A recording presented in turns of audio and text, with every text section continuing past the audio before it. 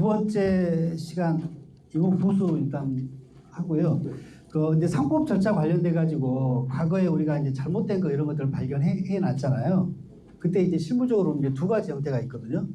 그러니까 과거 그냥 무시하고 지금 제대로 보완해 가지고 지금 날짜에 뭐 어떤 결의를 한다거나 그러면 과거에 다 치유되는 경우가 있고, 지금 결의해 가지고는 안 되고, 예를 들면 5년 전 거였다 보면 5년 전 거를 수정해야 되는 그런 경우가 있을 수 있거든요. 그죠? 근데 그럴 때 예를 들면 원칙적인 방법을 우리가 인식하고 있다 그러면 소집 통지 5년 전에 우리가 어떻게 할 수 있어요, 지금? 불가능하잖아요. 그 대신 이제 다행스러운 게 이외적인 방법이 있잖아요. 정상이 주총회를 한다 하더라도 총주주가 동의하는 서식을 해놓으면 소집 통지 생략할 수 있죠. 그리고 의사록 만들 수 있고, 또 서면 결의 방식으로 할 수도 있고. 그래서 이제 그렇게 해서 보완할 수 있는 여지가 이제 있는 거죠. 그때는 예외적인 방법으로 할 수밖에 없어요. 그때 이제 한 오래 지난 것 같은 경우에는 이제 종이 색깔 좀 누런 종이 구하셔가지고 그렇게 하셔야 되고, 너무 새 거로 하시면 안 되니까. 그게 실제로 많이 문제가 돼요. 다 할 수 있대요. 옛날 거여도. 아, 맞아요. 그래서 그게 예전에는 이제 그게 이제 쟁점이 되면 서류를 받아봤는데 그때 서류 다 누런데 어떤 하얀 종이만 가져오면 급조해서 만든 거잖아요, 사실은. 근데 조사관이 의심해서 이거 진짜 맞냐고 물어보면, 왜 이렇게 보관 상태가 좋지? 진짜예요, 조사관님. 막 이런단 말이에요. 거짓말을 치는 거죠. 그 예전에 그 국가서에 의뢰해서 뭐 탄소검사법인가 뭐 이런 거 하면 몇 년도 전에 다 나온대요. 포렌식 뭐로. 근데 그걸 이제 그 조직을 국세청 내부에 뒀대요, 지금. 다 나온대요. 네.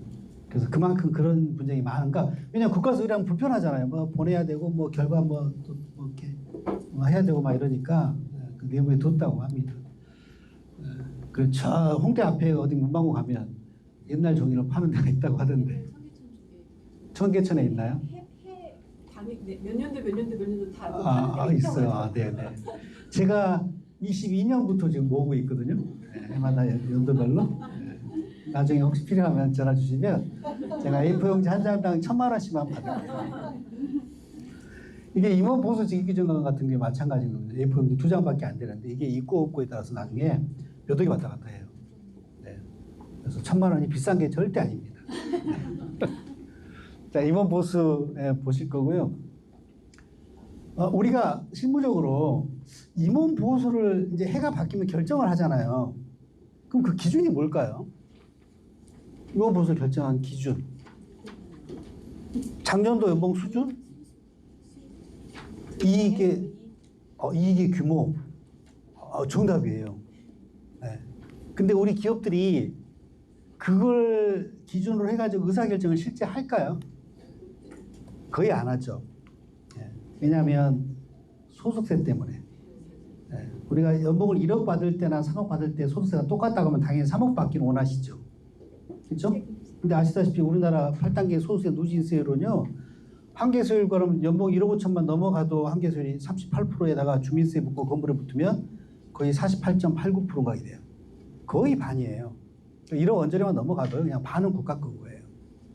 주민세, 뭐 건보료 이런 거 다 합치면. 사실은 세금 때문에 내가 연봉을 제대로 안 받는다, 이거는 굉장히 비합리적인 의사결정이에요. 어차피 어느 정도 규모가 되면 반은 국가 거예요. 평생 반은 국가 거예요. 죽을 때도 반 국가 거예요. 그래서 그걸 체념하셔야 되거든요. 그래서 상황에 따라서는, 그러니까 우리가 이제 그 기준을 명확하게, 그러니까 임원보수하는 법률적 의미를 이해하시고 그 기준을 이해하셨다고 그러면 소득세를 내더라도 인상하는 게 의사결정이 필요하다라는 거예요. 그 진단을 해보신 다음에. 그래서 그 모든 이유가요, 우리나라 죽을 때 딱 한 번 내는 세금이 있거든요. 그 세금 때문에 그렇습니다. 상속세 때문에. 그러니까 우리가 어떤 의사결정을 하실 때 상속세 효과를 고려했느냐 그렇지 않았냐에 따라서 의사결정의 답이 180도 달라집니다. 만약에 대한민국에 상속세라는 세금이 폐지가 된다고 하면 소득세를 많이 내고 연봉을 합리적으로 받을 필요가 없어요. 그냥 대표님이 필요한 생활비만 가져가시면 돼요. 그죠? 그 잉여금이 뭐 100억이 되든 뭐 1000억이 되든 상속세가 없으니까 그냥 물려주면 되는 거죠. 어떻게 보면 그게 정말 알짜 기업을 물려주는 것일 수도 있죠. 대한민국은 죽을 때 반을 내놔야 되는 상속세라는 세금이 존재하는 나라입니다. 그러니까 이거 싫으면 저 없는 나라로 이민 가야 되는 거고 호주나 막 이런 상속세나 세금이 없는 나라로 가셔야 되죠. 그래서 임원 보수에 대한 법률적인 의미와 실무적으로 필요한 그런 규정 정비 작업, 주요한 전문별 의사결정 몇 가지 쭉 한번 보겠습니다. 정관은 오늘 강의를 못 하는데 어쨌든 오늘은 이 보수, 배당, 퇴직금에 대한 얘기밖에 못 하거든요. 그래서 첫 번째 정관 정비 작업이 먼저 이루어지고 나면 그 다음에 개별적인 소득 유형별로 자치 법규들을 다 정비하게끔 돼 있어요. 첫 번째 임원 보수 관련된 얘기입니다. 시점별로 한번 보시면 매년 회사의 영업 성과에 대해서 임직원한테 보수 지급하고 주주한테 배당을 지급하게 되고요. 대표적인 소득 임원 퇴직금은 퇴직하는 때 지급하는 소득이죠. 그리고 이제 유족보상금이라는 소득은 언제가 될지 모르지만 대표님이 이제 사고로 돌아가시거나 그러면 유족에게 일정 금액을 지급하는 그런 규정 정비 작업을 저희가 하게 됩니다. 첫 번째 임원 보수 규정을 보면 임원 보수 이제 개념 얘기입니다. 회사 이익이 생기면 이렇게 다양한 이해관계자가 그게 일정한 몫을 다 향유해 갑니다. 임원, 직원, 뭐 주주, 은행, 기타. 그리고 이제 계속기업의 전제로 보면 일정 부분 반드시 유보도 하죠. 회사가 번 거를 다 빼가진 않잖아요. 일정 부분 유보를 다 하게 되고 그렇습니다. 그리고 정부 지자체도 중요한 이해관계자죠. 그래서 임원 보수 이 중에 이런 회사 이익 관련된 여러 이해관계들 중에 임원이 받는 보수는 회사 이익에 대한 성과 보상이라는 거죠. 지금 말씀하신 이게 임원 보수를 결정하는 기준이 된다는 거예요. 이게 다른 게 아니라. 그래서 어떻게 이걸 그럼 결정할 거냐의 문제고, 그리고 왜 우리가 이런 의사결정해야 되느냐라는 걸 한번 보시면, 자, 어떻게 결정하느냐. 자, 회사 이익이 기준이라고 그랬잖아요. 이거에 일정한 보상을 받으시는 보수가 임원 보수였잖아요. 그러면 주요한 이해관계자, 정부, 임원 보수, 배당, 그리고 유보 4개 축으로 보면 사실 이거는 빠지겠죠. 실제 실무에서는. 어떤 경우도 있는데 먼저 떼내야 되는 거잖아요. 그죠? 그리고 요 3개에 대한 의사결정이라고 보시면 돼요. 영업성과의 몇 프로를 임원 보수로 책정하고 몇 프로를 주주한테 배당하고 얼마를 성장을 위해서 유보할 거냐. 이 의사결정인 거예요. 그러면 당연히 영업성과 일정한 기준, 영업이익 내지는 세전이익을 기준으로 하게 되는데 일반적으로 영업이익을 기준으로 잡습니다.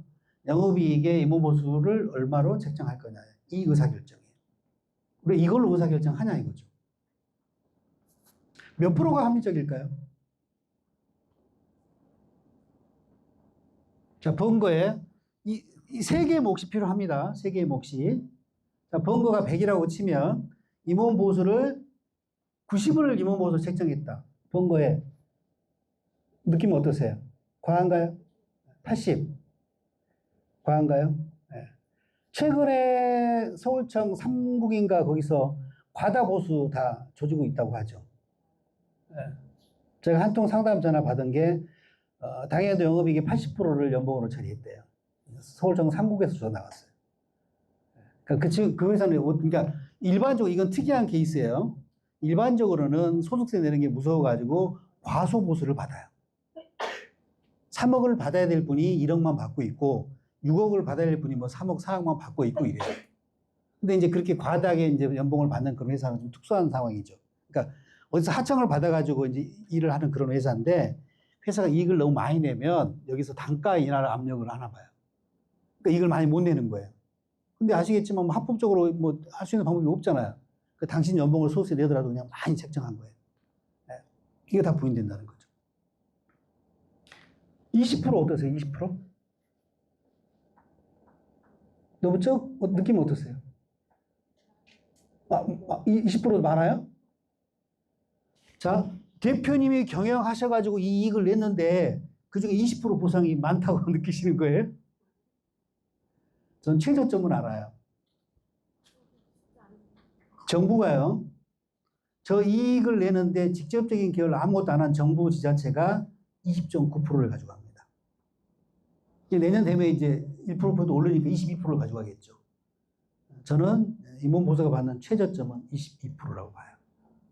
이거보다는 더 받으셔야 된다. 오늘 돌아가시면 대표님 연봉하고요, 회사 영업이익하고 나눠보세요. 20% 미만이다. 저는 합리적인 모습 못 받고 있다고 봅니다. 그래서 저는 일반적으로 요거에 대한 이제 그 틀을 잡을 때 대표님께 그렇게 말씀드려요. 대표님 333을 기준으로 하십시오. 333. 상황에 따라서 이게 4가 되고 이게 3이 되고 뭐 이럴 수도 있겠죠. 333으로 가십시오. 배당 소득 관련돼 가지고요. 보세요. 한 의미 있는 그 최근에 이제 그 실무적인 사례가 뭐냐면 배당 많이 하세요. 그럼 배당 몇 억을 받더라도 분리과세 해줄게요.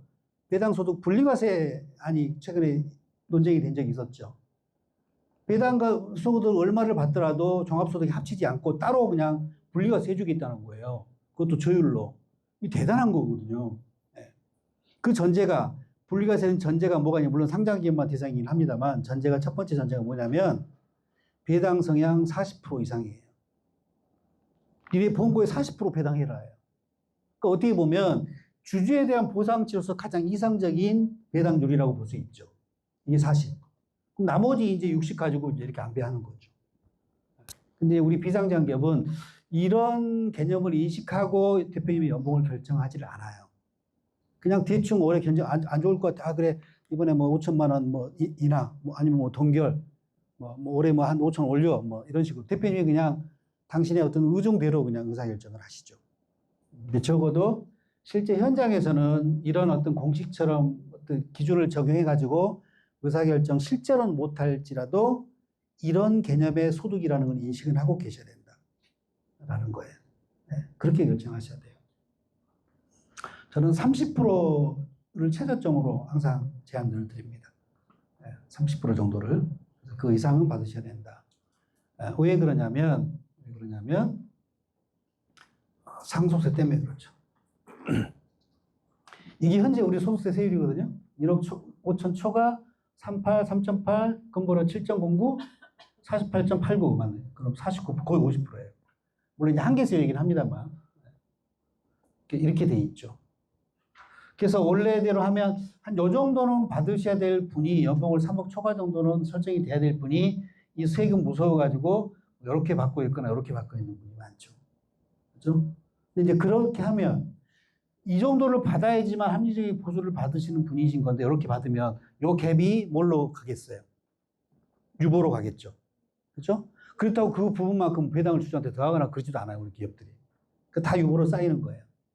네. 그럼 해 바뀌면 단기순이익이 미처 잉여금으로 쌓이게 되고 이제 계속 누적돼가지고 잉여금이 엄청난 금액이 되죠. 물론 잉여금이 많다고 해서 잘못된 건 절대 아니에요. 뭐 회사에 그런 분들이 많이 찾아오실 거예요. 컨설팅 한다는 분들이 이거 잉여금이 이거 너무 많습니다. 나중에 어떻게 하시려고 그러세요? 잉여금이 많은 게 문제는 아니죠. 적어도 우리가 앞서 보셨던 이런 기준에 따라서 유보를 관리하고 있었다고 그러면 그건 당연한 결과값인 거예요. 다만 그 유보 위촉 잉여금이 많았을 때 그 잉여금의 대변 계정인 차변의 자산 구성이 효율적으로 됐느냐 안 됐느냐 이게 이제 회사의 가치를 판가름하는 기준이 되겠죠. 이런 재무 구조 어떠세요? 미처 이익이익 300억, 현금 300억. 이 경영을 잘했다고 할 수는 없죠. 효율적인 자산 배분이 하나도 이루어져 있지 않죠. 그럼 이건 어떠세요? 그 미처분 이익 300억, 예금 50억, 알짜 부동산 150억, 뭐 알짜 투자 자산 100억 뭐 이렇게 돼 있다 그러면 너무너무 좋은 재무 구조죠. 이제 다만 대한민국은 상속세라는 세금이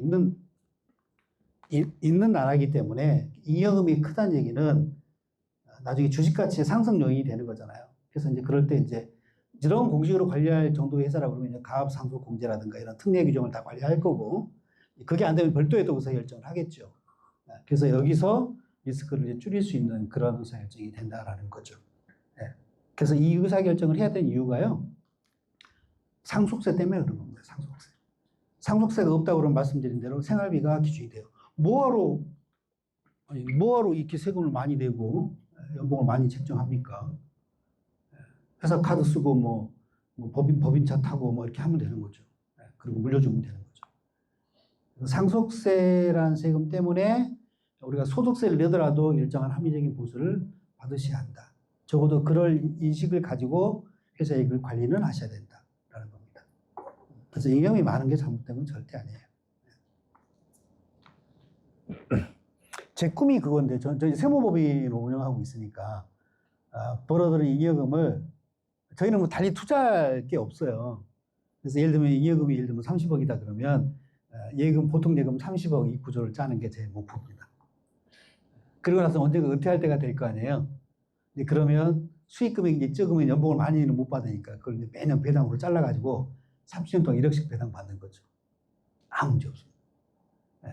이처분 이익여금 배당하는 거는요, 국세청에 나와가지고 너 왜 일도 안 하고 배당 이렇게 받아갔어? 일도 못 하는 거예요.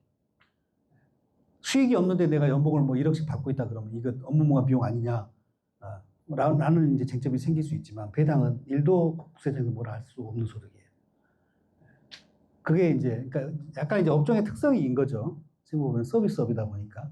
근데 이제 일반적인 제조기업은 조금 다르겠죠. 이제 하시다 보면 뭐 공장으로 들어갈 좋은 땅도 사야 되고 뭐 이렇게 불량률로 적은 뭐 좋은 기계도 사야 되고 예금으로만 보유하고 있을 수는 없죠. 계속 기업으로 가려고 그러면 자산이 바뀌게 되거든요. 근데 이제 그 바뀌는 자산이 다 효율적인 자산이면 정말 훌륭한 경영을 하신 거죠. 뭐 예를 들면 뭐 오랫동안 회수 못하는 외상 매출이 몇십억이 있고 이러면 이제 그게 다 부실채권이 되니까 또 가지입금이 또 몇십억이 있고 이러면 이게 문제인 거죠. 예금이 많은 건 문제 아니다. 적어도 우리가 이런 어떤 일정한 기준에 따라서 이걸 결정해 와서 쌓인 유보라고 그러면 효율적인 경영을 하신 거다. 라는 겁니다. 그래서 상속세 때문에 이번 보수는 의사결정을 하셔야 된다. 자, 영업이익의 일정 비율의 보상급여입니다. 자, 왜 그러냐면 범죄의 개념을 한번 보십시오. 퀴즈. 이거 굉장히 중요한 개념 중에 하나거든요. 특정 해 임원 보수 내역을 봤더니 기본급을 4억을 받으셨고 상여금 1억을 받으셨고요. 3개월 이상의 질병 치료 요건이 해당이 돼가지고 임원 퇴직금을 중간정산을 했는데 그 금액이 15억 원이에요. 퀴즈가 임원 보수로 받은 금액이 얼마입니까가 퀴즈입니다. 얼마일까요? 1분만 고민해 보세요. 답 틀려도 돼요. 틀려야 정상이에요.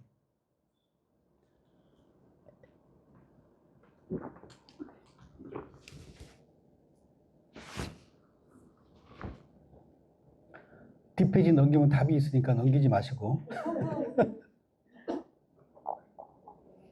임원 보수 얼마일까요? 네, 5억이라고 답하시는 게 맞아요. 사실은 이게 우리는 이 지금 임원을 받은 금액을 판단할 때 우리는 어떤 눈으로 보시는 거냐면 세법의 눈으로만 지금 보고 있는 거예요. 이게 연말전환 대상인 총급여잖아요. 이거는 퇴직금으로 분류가 세야죠. 합치지 않죠. 그렇게 구분 짓는 거예요. 보수와 퇴직금 구분해서 보는 거예요. 사실 이 질문에 함정이 있어요. 뭐가 생략된 거냐면 상법상 임원보수가 얼마냐고 제가 묻는 거예요. 사실은. 상법상 임원보수. 약간 상식으로 비추면 이제 어긋나는 거거든요. 이해가 안 될 수도 있어요. 상법상 임원보수를 여쭤본 건데 이거는요. 임원보수의 범위를 보시면 상법상 임원보수에 대한 법률적인 개념입니다. 임원은 회사로부터 일정한 사무 처리를 의무를 받고 있는 것이기 때문에요. 고용관계로 임금을 받는 그런 근로자와는 또 다른 관계고요. 3법에는 이렇게 돼 있어요. 이사보수는 정관의 계획을 정하지 않을 때는 조청계를 정한다. 근데 이때 말한 이 보수는 직무 수행에 대한 보상으로 지급되는 대가 모두 포함되고요. 퇴직금 내지는 퇴직 위로금까지도 임원보수의 범위에 포함된다는 겁니다. 3법상 임원보수는요. 다 포함해요. 당해연도에 받은 거 다예요. 다. 그래서 이렇게 됩니다. 상법상 임원보수는 20억인 거고요. 우리 세법상은 이제 조세 정책적 목적이나 뭐 여러 가지 정책적 목적 때문에 5억 원을 근로소득으로 과세하고 있는 것이고 15억은 퇴직금으로 분류 과세를 하고 있는 거죠. 노후자금의 개념의 소득이니까 세금 많이 떼면 안 되니까 합치지 않고 따로 계산하죠. 연분연승법으로. 이렇게 과세를 하고 있는 것일 뿐이다. 상법상 임원보수는 20억이라는 거죠. 그럼 이 개념이 실무적으로 어떤 영향을 미칠까요? 실무적으로? 이 상황일 때요. 우리가 정관은 공부하지 않았지만 아까 3법에 보면 3법상 388조의 이사의 보수는 정관의 계획을 정하지 않을 때는 조청계류를 정한다라고 되어 있거든요. 3법에는 저거 딱 한 줄이 있습니다. 임원 보수 관련된 거는. 3법에는 정관에 정하거나 주수청의 계류를 정하게끔 되어 있는 거예요. 근데 회사가 어떤 방식이 정했다고 칠 때 주총 결의로 임원 보수를 10억으로 한다라고 한번 결의를 해놨다고 가정을 해볼게요. 근데 우리는 세법의 눈으로만 이걸 인식하고 있기 때문에 10억을 한도로 한다고 주총 결의를 정해서 임원 보수는. 근데 이거는 이제 따로인 줄 알고 10억을 결의를 해놓은 거예요. 주총에서. 이것만 생각한 거죠. 알았다 그러면 임원보수 한도를 20억으로 한다라고 이렇게 결의해 놨겠죠. 상법 규정대로. 근데 이제 그걸 모르고 10억으로 한다라고만 결의해 놓은 거예요. 그럼 이것만 생각하면 5억이니까 문제 없잖아요. 근데 상법상 15억도 임원보수인 거니까. 근데 우리는 10억을 결의해 놨잖아요. 근데 얼마를 준 거예요, 상법상? 20억을 준 게 되는 거예요. 그럼 10억은요, 임원보수 한도 초과죠. 네. 이게 송구불사님 상해로 뒤집어지는 거예요. 네. 이런 사례가 대표님 현장에 많을 것 같으세요? 아이, 설마 그런 일이 있겠어? 많이 없을 것 같으세요? 많아요. 많습니다. 네. 제가 상공에서 시유 과정에서 여러 번 뵀습니다. 다만 그게 심판례 이런 게 안 나고, 왜냐면 해봐야 이길 수가 없기 때문에 다 포기하고 확인서 쓰겠죠. 불복 대상이 아니죠, 이거는. 그래서 심판례 얘기나 이런 게 안 나오는 거예요. 이게 이제 상법상 개념이 우리 세무상 몇 억이 막 이렇게 문제가 되는 그런 대표적인 케이스 중에 하나입니다. 질병치료권에 네, 이번 퇴직금 할 때 자세하게 할 거예요. 네, 강조해서 할 겁니다. 그거는. 네. 그래서 이런 차이점이 있는 거고, 그래서 이제 근로자와 임원을 이제 구분해가지고 그 개념을 한번 보시면, 근로자는 고용관계고 임원은 위임관계다. 경영권을 위임받은 거잖아요. 경영권을 위임받으신 거다. 그래서 그 경영권에 위임받은 걸 경영활동을 하셔가지고 받는 보수이기 때문에 근로자는 고용관계에 따른 대가지만 임원은 경영 성과에 대한 보수를 받는 분이라는 거죠. 그런 차이점이 있다. 그래서 근로자와 임원을 비교해 보면 회사 이익이 10억일 때 경리팀장의 연봉이 4천이었다고 하고 그 다음에 회사 이익이 20억이 된 거예요. 이익이 2배 났잖아요. 그렇다고 해서 경리팀장 연봉으로 회사 이익이 2배 났으니까 연봉을 8천으로 올려줄 수 없죠. 이 사람은. 왜요? 고용관계니까. 그러니까 고용관계 근로자는 회사 영업성과랑은 아무 관련 없는 거예요. 보수 책정할 때. 그럴 수는 있겠죠. 이익이 좀 많이 났으니까 연봉 합산할 때 좀 더 줄 수 있겠죠. 뭐 돈 1,000만 원 더 준다든가 이런 의사결정을 할 수 있겠죠. 근데 경영 성과와 비례 관계에서 연봉이 책정되거나 이럴 수는 없는 관계라는 거예요. 이제 대표님은 10억일 때 1억이었다고 그러면 20억이면 그 2배인 2억으로 연봉을 결정해야 되는 보수라는 거죠. 근데 이렇게 안 하죠. 근로자처럼 하는 대표님이 너무너무 많으신 거예요. 근로자처럼. 당신은 임원인데 완전히 근로자랑 다른 법률적인 위치에 있는 분인데 근로자처럼 연봉을 받고 계시는 분이 많다. 그래서 이제 적어도 우리가 그 개념을 인식을 하시고 조금 바꾸는 의사결정 그게 필요합니다. 상속세 때문에. 그렇기 때문에. 자, 그리고 또 하나 중요한 거, 상법 규정입니다. 자, 임원의 보수는 정관에 그 액을 정하지 않은 때는 주총의 결의로 정한다라고 되어 있습니다. 정관에 일단은 돌아가시면 회사의 정관을 열어보시고 임원 보수에 대한 게 정관에 정해져 있는지 확인을 하셔야 되는 거고요. 그리고 이제 안 정해져 있다고 하면 주총 결의로 정한 적이 있다고 하면 정했는지를 한번 확인해 보셔야 돼요. 만약에요, 정관이 이렇게 돼 있어요. 그러니까 회사의 어떤 자치법규 중 가장 상단에 있는 헌법과도 같은 게 정관이거든요. 예시입니다. 회사의 정관에 임원 보수 조항에 이렇게 돼 있다고 쳐봐요. 임원의 보수는 주총의 결의로 정한다라고 돼 있어요. 정관에 그러니까 세부적인 내용 정하지 않고 주총 결의로 정한다라고 돼 있어요. 근데 회사가 주총 열어가지고 임원 보수를 결정한 적이 단 한 번도 없어요. 창립 이래. 근데 연봉은 3억씩 받고 계세요. 자, 보세요. 상법상 임원 보수는 주총 결의로 정한다라고 해놓고 주총을 안 했죠. 결의한 적이 없는 거예요. 상법상 제대로 한 거예요, 안 한 거예요? 제대로 안 한 거죠. 정한다 해놓고 안 정했으니까. 상법상은 보수가 빵원인 거예요, 지금. 법적인 상태는. 매년 3억씩 받았죠. 세무상 문제 없죠. 3억에 대해서 원천수 이행시도 다 했고, 연말선 제도 다 했고 하면 일반적인 경우는 세무상 아무 문제가 없죠. 근데 세무조사 나와가지고 이 상법상 임원 보수의 법적 개념을 아는 조사에 나와가지고 정관에 주청계를 정한다고 했는데 그럼 주청계를 한 거 좀 보여줘 보세요. 우린 그런 거 계류한 적이 없는데라고 그저 하고 있으면요. 그 뭐예요 그러면? 다 가지금이에요.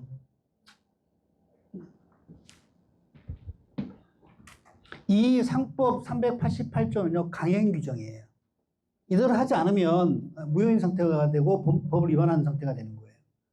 주청계를 정한다 해놓고 주청계를 한 번도 안 했으면 청구권이 영원인 상태인 거예요. 그 돈을 회사가 매년 3억 주고 있는 거예요.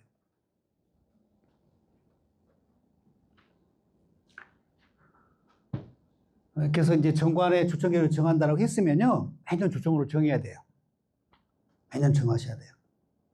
그때 퇴직금도 거기에 포함되는 보수라는 걸 인식하고 계셔야 돼요. 네.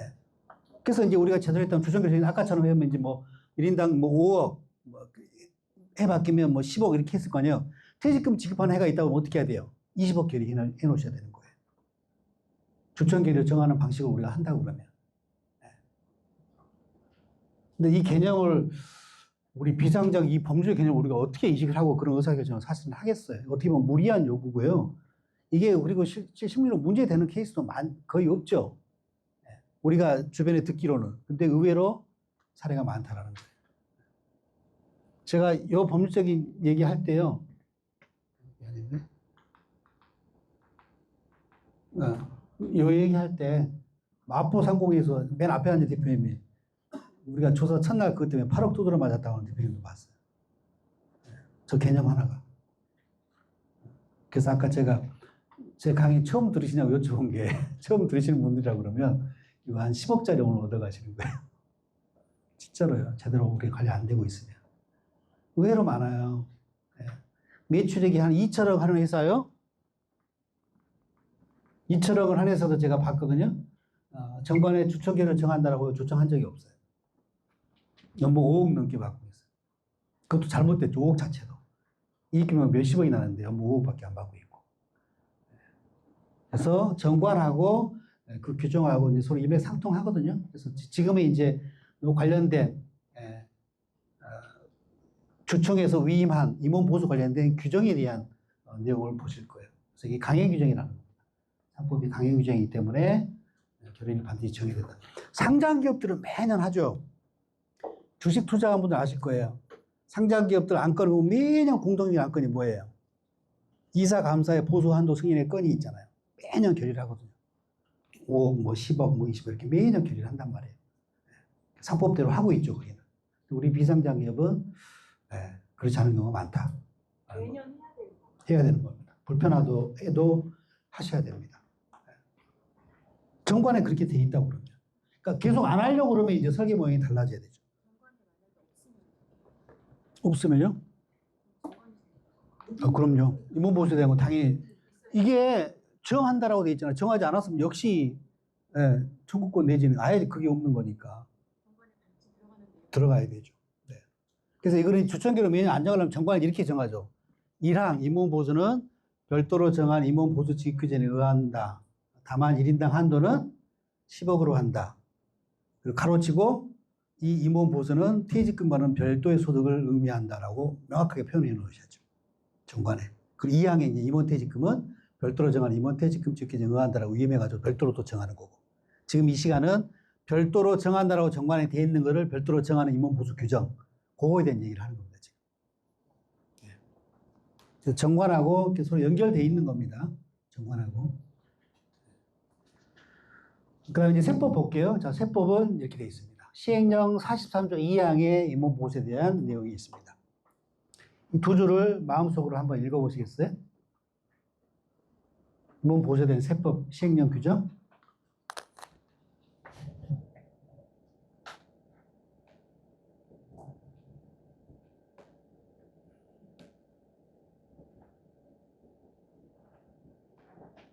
급여 지급 기준을 요구하고 있네요.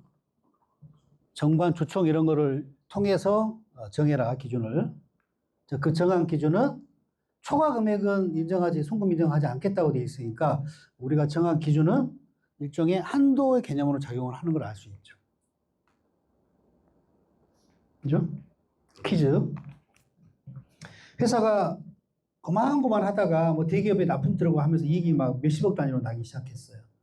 대표님이 그동안 고생한 임직원들한테 직원들도 뭐 연봉에 뭐 100%로 상여금을 지급을 하고 임원들한테도 막 몇 억씩 상여금 지급해가지고 한 3년간, 최근 3년간 누적 임원 상여금 지급액이 한 20억 정도가 돼요. 네. 근데 딱 그 다음에 세무조사 나온 거예요. 매출도 막 몇백억 찍고 막 이러다 보니까. 세무조사 나와가지고 이제 급여대장, 임원들 급여대장을 봤더니 상여금이 막 몇 억씩 연말에 찍혀 있는 거예요. 그때 조사관이 요구하죠. 임원 상여금 지급 규정 좀 보여주세요. 라고 요구해요. 근데 회사가 들고 오는 게 임원 상여금 지급 규정이 아니고 이사회 의사록을 다 들고 와요. 아, 우리 이사회에서 결의해가지고 임원별로 이렇게 상여금을 집행 이렇게 했다고. 나름 다 절차를 지켜가지고 이렇게 했다고. 원장님도 다 제대로 하고 연말에도 다 제대로 했다라고 해요. 조사관이, 아니, 그거 이사회 의사록 말고요. 규정 가져오시라고, 규정. 근데 회사는, 우린 또 그런 거 없는데요. 하고 그저 하고 있는 거죠. 그러면 조사관이 무슨 처분을 할까요? 송금 불산입 처분합니다. 자, 그 근거 조항이 이 조항입니다.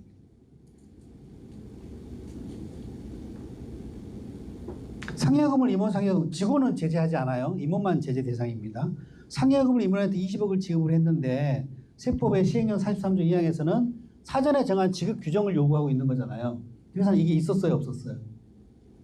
없잖아요. 이사회 의사록만 있었잖아요. 이사회 의사록 규정이 안 있죠. 규정이 없었잖아요. 근데 세법에는 일정한 기준을 정해라. 그거보다 더 주면 비용 인정하지 않겠다라는 거잖아요. 회사는 규정이 아예 없었으니까 그 한도가 빵원인 상태인 거예요. 그 지급액 전체가 초과 금액이죠. 네. 20억 송금 불산입 되는 거예요. 4억 4천. 가산세 복구하면 5억 몇천 나오겠네요. 임원 보수 지급 규정 A4용지 2장입니다. 이게 있고 없고에 따라서 5억이 왔다 갔다 하는 겁니다. 네. 이게 이제 임원 퇴직금은 집행되지 않았기 때문에 우리가 조청 제대로 안 했다고 그러면 지금 다시 결의해 놓으면 되거든요. 이건 근데 그렇게 할 수가 없죠. 지금 임원 상여 규정 만들어 놓으면 이미 집행된 거에 소급 효과 없는 거잖아요. 이거는. 어떻게 해야 돼요? 집행되기 한 1, 2년 전 날짜로 규정을 만들어 놓은 보완 작업을 우리가 해야 될 수 있죠. 실무적으로. 우리 이걸 알았다고 그러면. 그죠? 그럴 때 이제 아까 말씀드린 뭐 정의질 내지는 상법 절차 관련돼서 예외적인 방법 이걸 이용해서 할 수밖에 없죠.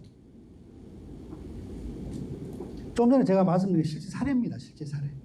임원 상여금도 직원과 동일하게 뭐 지급이 됐다 이런 경우도 이제 그거는 상황에 따라 다를 수 있어요. 어쨌든 세법에서는 규정을 요구하고 있는 게 없으면 일단 과세권을 행사할 수 있죠.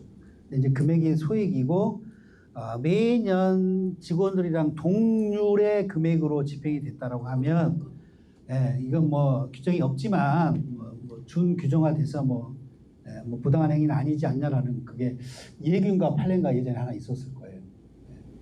금액이 그 얘기면 안 되겠죠. 일단 물리 해석을 하게 되면 규정 없으면 다 부인할 수 있는 거예요. 일단 규정이 없으면. 이 조항이 우리가 임원 보수 지급 규정, 임원 상여금 지급 규정을 정비해야 되는구나 법적 근거가 되는 조항입니다. 텍스. 저 지급 규정이 예. 정관에 그 내용이 들어가 있는데. 아니요. 정관은 별도로 따기 때문에. 정관은 정관은 요 상법 규정이죠. 여기에 이제 입회가 되면 안 되는 거고요. 그러니까 우리가 이제 실무를 한다 그러면 임원 보수 관련돼 가지고 먼저 정관에는 요 상법 조항을 부합하게 해야 되는 거죠. 정관에 정하지 않을 땐 주청계를 정한다라고 되어 있잖아요. 주청계를 정하는 방식이 있는 거고 정관에 정하는 방식이 있는 거죠.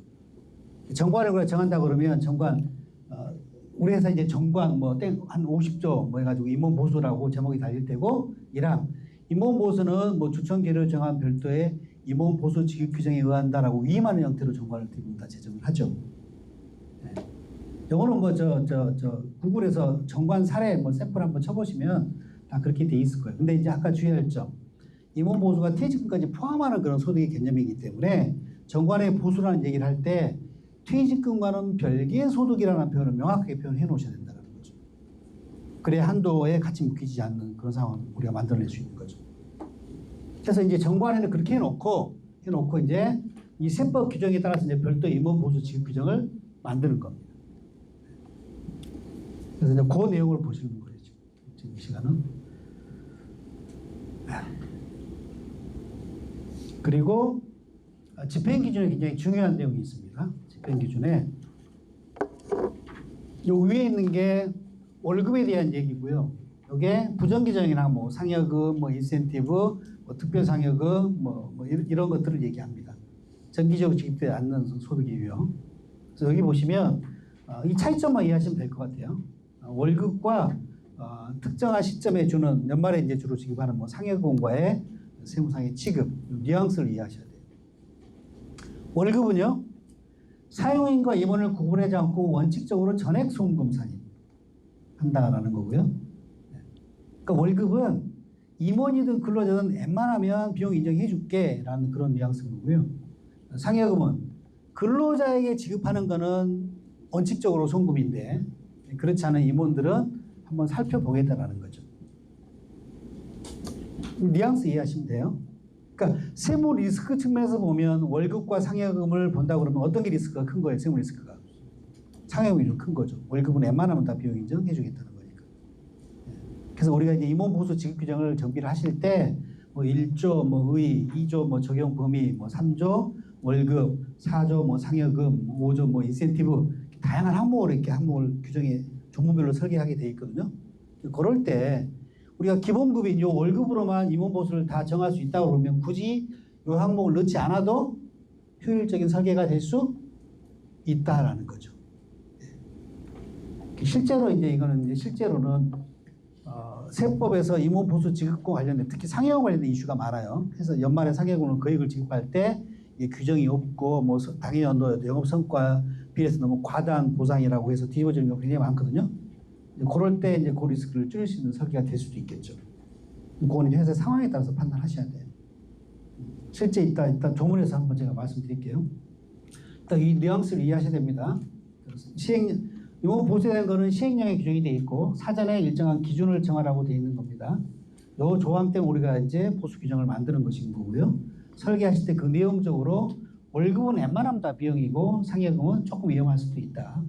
일정한 다른 세법적인 요건이 이배가 되면 상여금이 이제 부당한 뭐 보상이라고 해가지고 부인당할 수 있다는 거죠.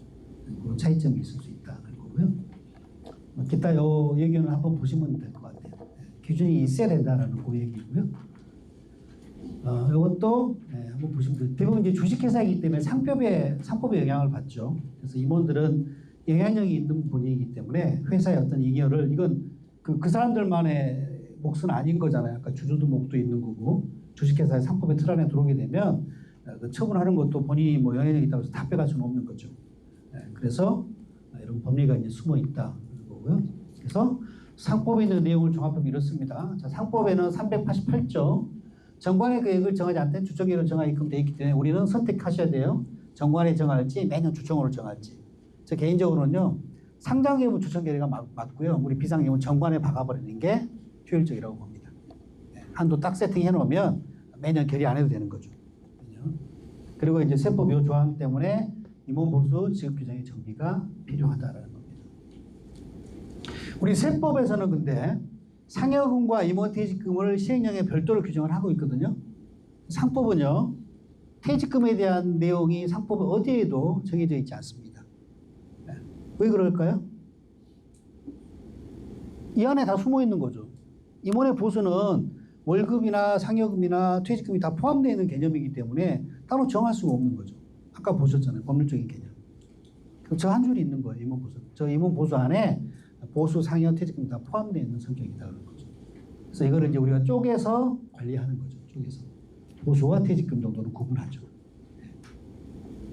그 뭐 정관에 막 유족보상 이런 거 넣었는데 그거 넣지 마세요. 네.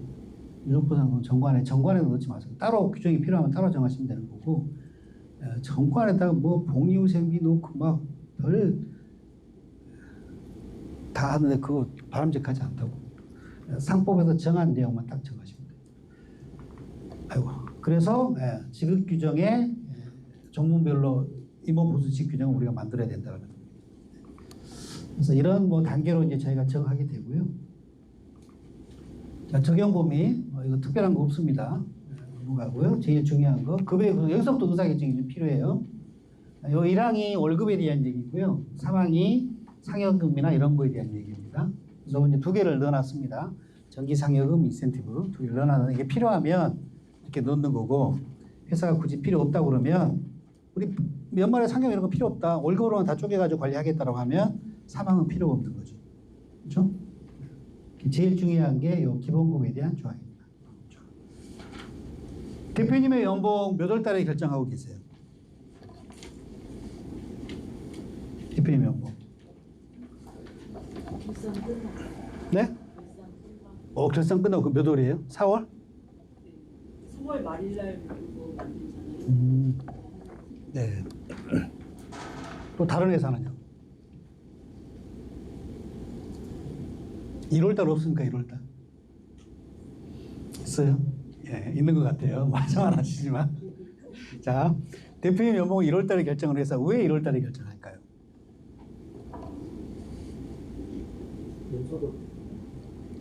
아니요.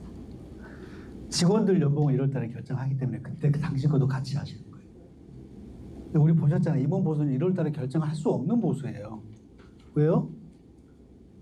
성과에 대한 보상에 대한 급여인데 연봉인데 1월달 결산이 나와요?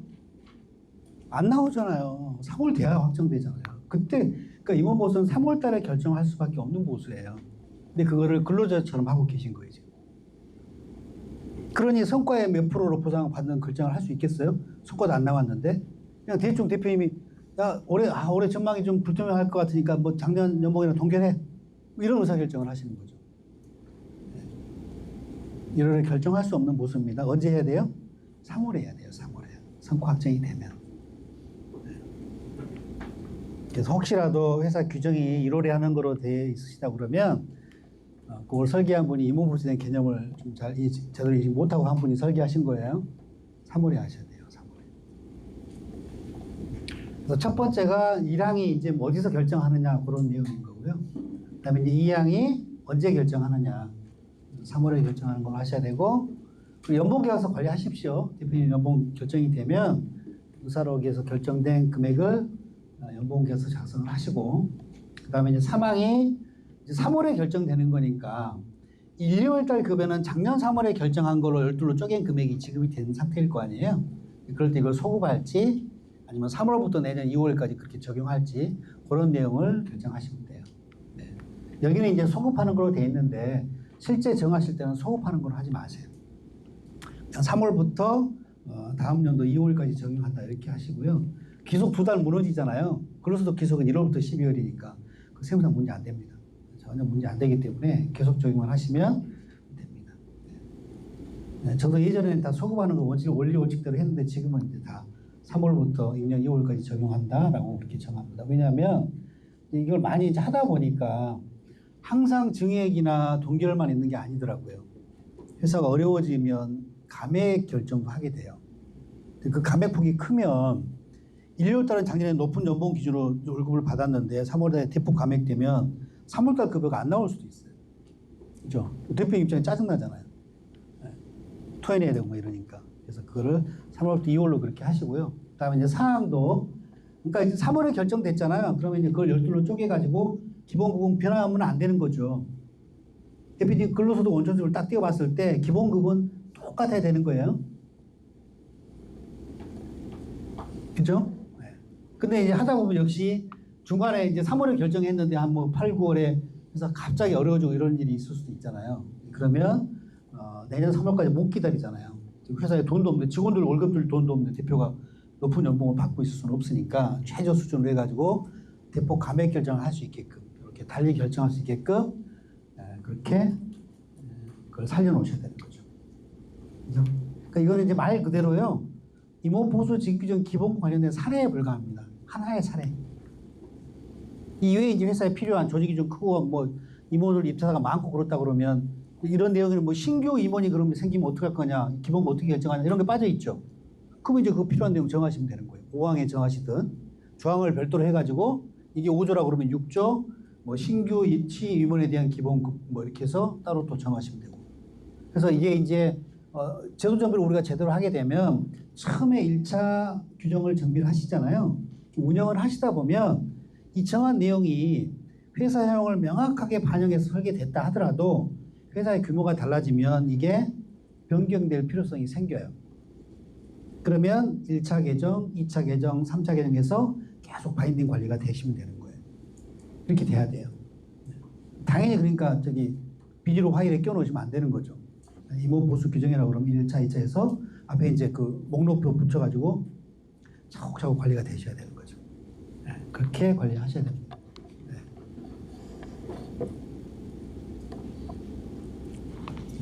제일 중요한 조항입니다. 기본급. 3월에 결정하시는 거로. 그 다음에 이제 정기 상여. 그러니까 실제 이제 우리가 제도 정비 들어가면 실제 회사 운영하고 있는 거를 문서화시키는 그런 작업이에요. 새로 법을 설립한다고 그러면 이제 새로 다 정해야 되겠지만 기존에 하는 이제 관리가 있으니까 회사가 뭐 이렇게 상여금을 뭐 주는 회사도 있고 대부분 다 이게 아마 들어가 있을 거예요. 왜냐하면 직원들 다 이때 상여금을 주시니까 설날 뭐 명절 때 다 주니까 대표님도 받으시고 싶으신 거죠. 근데 이제 아까도 말씀드렸지만 임원은 근로자랑 다른 분이시니까 직원들이 이거 주더라도 대표님 안 받아도 되는 거예요. 그냥 대표님 월급으로만 설계하시죠라고 하면 이거 다 빼면 되는 겁니다. 그래서 이제 설명을 드리면 이걸 빼는 그래 김선사 말대로 이거 빼자 뭐 월급 넉넉히 책정하면 되지라고 하는 분이 한 반, 제 경험상으로 보면 아니 나도 그래도 좀 받아야지라고 하는 분도 또 반인 것 같아요. 중요한 거는 그런 상황들을 대표가 필요하면 정하고요. 제가 제안한 것들이 필요 없으면 그냥 빼면 되는 거예요. 이게 회사의 제도 정비예요. 그런 경우 되게 많아요. 본인이 가지고 있는 샘플에다가 회사 이름 바꿔가지고 이게 규정이에요. 뭐 이렇게 주는. 그리고 회사는 결정권자인 회사는 자기 회사의 자치법규 규정에 구체적으로 어떤 내용이 기재되고 있는지도 몰라요. 그러니까 회사가 실무적으로 이런 거예요. 연말에 상여금을 지급하려고 그러면 우리 회사 규정이 어떻게 돼 있죠? 규정을 먼저 열어봐야 되는 거예요. 그 규정에 대한 정한 시기, 범위, 뭐 방법, 절차에 따라서 의사결정을 해야 되는 거예요. 근데 그게 불합리한 게 이제 발견이 되면 개정하면 되는 거죠. 계속 그러죠. 그렇게 하셔야 되는 겁니다. 그리고 인센티브도 연말에 4, 4분기에 주는 거 인센티브 어떻게 정할지 필요한 내용 정하시면 되고요. 만약에 이게 꼭 필요한 그런 뭐 보수의 항목이다라고 하면 1년에 한 번만 이거 하세요. 한 번만 하셔야 되고요. 우리 비상장기업이 웬만큼 중견기업화 돼가지고 인사팀이 이제 별도로 딱 구성되어 있지 않으면 인센티브 저런 거 주는 거 작업 못 해요. 왜냐하면 저게 성과가 나와야 돼요. 아까 말씀드렸잖아요. 연봉도 3월에 결정해야 되는 건데 12월 달에 이 상여금 주려고 그러면 가결선 나와야 되거든요. 저희 기장업체도 한 300억 하는 기장업체인데 이거 제도 정비하는데 이거 대표님 꼭 넣어야 되겠대요, 자기는. 그 이유가 이제 뭐냐면 이렇게 회사가 이익이 많이 나면 상여금을 좀 처리해서 이제 비용 처리해야지만 법인도 좀 덜 내는 효과가 생기잖아요. 그런 요인 때문에 이 규정을 두는 거예요. 제 입장에서는 어때요? 불편하죠. 가계선 해드려야 되거든요. 추정 재무제표 만들어서 보내서 그 이익을 근거로 상여금. 전년 대비 초과 영업이 막판에 또 엄청 변하거든요. 네, 그렇죠. 맞아요. 그래서 저는 이제 가능한 이거 이제 대표님 빼시고 정말 회사 뭐 급한 뭐 그런 돈이 필요한 경우 아니면 사실 의미 없잖아요. 내년 3월에 연봉 넉넉하게 책정하시면 되는 거고 어차피 계속 기업으로 번다고 그러면 지금 법인세 더 내나 뭐 내년에 덜 내나 뭐 그럼 아닌가요? 그래서 그런 사항들을 판단해 보시고 의사결정 하시면 돼요. 꼭 필요하면 뭐 하면 되는 거죠. 뭐 그거야 귀찮아하더라도 세무사 지가 해줘야지 안 그러면 어떡할 거예요. 네. 그래서 이제 이렇게 규정을 정했으면 회사의 자치 법규를 정한 거잖아요. 법규에 정한 그런 내용대로 실무 집행을 하시면 되는 거고요. 중요한 게 매년 영업 성과에 대한 보상이라는 겁니다. 그래서 그때 보상하셔야 돼요. 큰 차이점이 있는 게 이제 매년 성과 보상이 이제 보수와 배당 두 가지가 있거든요. 근데 배당은 잉여금 처분이기 때문에 배당은 우리가 적절하게 제때 못했으면 나중에 학부는 몰아서 할 수 있거든요. 보수는 영업 성과의 보상이기 때문에 당해 정도의 보상을 받으셔야 돼요. 이게 제대로 안 돼 있다고 해서 한꺼번에 몰아서 못 해요. 예를 들면 이런 거예요. 회사가 10년이 됐는데 그동안 이 돈을 많이 벌어가지고 근거에 100억이 있어요. 연봉을 한 8천만 원밖에 안 받고 계셨어. 근데 어디 가서 강의 듣고 이렇게 하면 안 된다 이거죠. 나중에 상속세도 문제가 되고 합리적인 보수를 받아야 된다고 하시고 그래서 올해 연말에 그냥 상여금은 그래 한 20억 처리하자. 세금 내더라도. 이렇게 대표님이 생각을 하신 거예요. 될까요? 그럼 왜 100억 있어요? 돼요, 안 돼요? 될 수도 있죠. 따져봐야죠. 일단 규정의 내용을 봐야 되고요. 또 하나가 당해년도 영업이익이 얼마인지 봐야 되죠. 내가 지금 20억을 상여금으로 처리할 계획을 대표님이 하고 계신데 올해 이익을 따져봤더니 15억밖에 이익이 안 나요. 그럼 상여금 20억 할 수 있어요, 없어요? 안 돼요. 상여금 당연히 염소가 절대 넘을 수 없어요. 배당은요? 돼요. 배당은 100억까지 돼요. 상법상 배당 가능 이익이 미취업 잉여금 범위 내니까 100억까지 돼요. 금고에 현금 100억 있다는 얘기는 잉여금이 100억 이상이라는 얘기 있잖아요. 이런 큰 차이점이 있어요. 보수는 제때 하지 않으면 몰아서 못한다. 배당은 가능하다. 그리고 배당은 세무 리스크가 1도 없다. 왜 그런지 아세요? 배당 관련된 거는요, 다 상법에 규정이 되어 있습니다. 세법에서 터치 불가한 영역이 있습니다.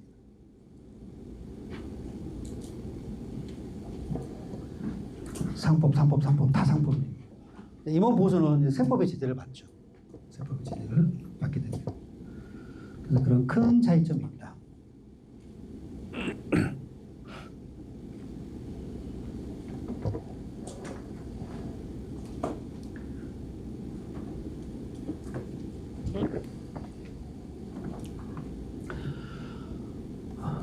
그래서 매년 경영 성과에 대한 보수 그때 하셔야 된답니다. 보수는. 그래서 근데 이제 그게 제대로 안 돼 있는 이유가 이제 뭐냐면 연봉을 내가 이제 일정한 그런 어떤 기준에 따라 합리적으로 보수를 받게 되면 그 금액이 올라가게 되면 소득세랑 건보료 많이 내게 된다. 거의 반 내게 되죠.